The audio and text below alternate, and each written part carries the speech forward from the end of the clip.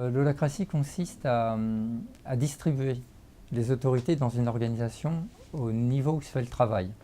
C'est-à-dire, on part du principe que les personnes qui font le travail sont les mieux placées pour pouvoir prendre les décisions qui les concernent.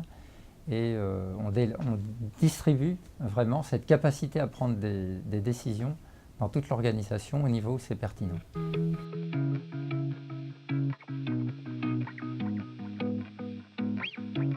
L'entreprise libérée, c'est une sorte de projet un peu global pour l'organisation qui peut avoir des dimensions philosophiques, des dimensions économiques, des dimensions humaines.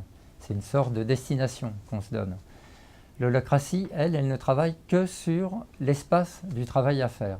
Elle clarifie les règles de fonctionnement de l'organisation, les règles de description de la structure qui permettent de faire le travail et les règles qui permettent de faire évoluer cette structure et de prendre des décisions.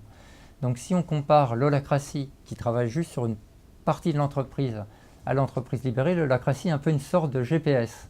Si vous voulez, l'entreprise libérée, c'est une destination, on dit on va aller par là, et l'holacratie, c'est un moyen de tracer la route, c'est un outil de cartographie qui permet de voir à tout moment où en est la structure de l'organisation, où en est le fonctionnement de l'organisation.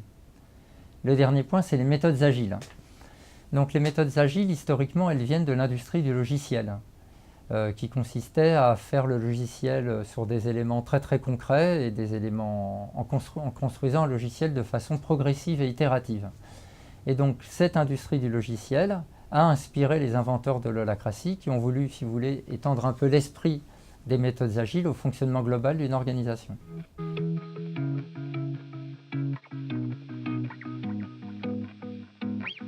Vous soulevez un paradoxe. Parce qu'en fait, le rôle de l'holacratie n'est pas d'améliorer la qualité de le travail, elle n'est pas là pour s'occuper des personnes, elle est là pour clarifier les règles de fonctionnement de l'organisation et vraiment qu'on soit bien calé sur la façon dont on s'organise pour faire le travail.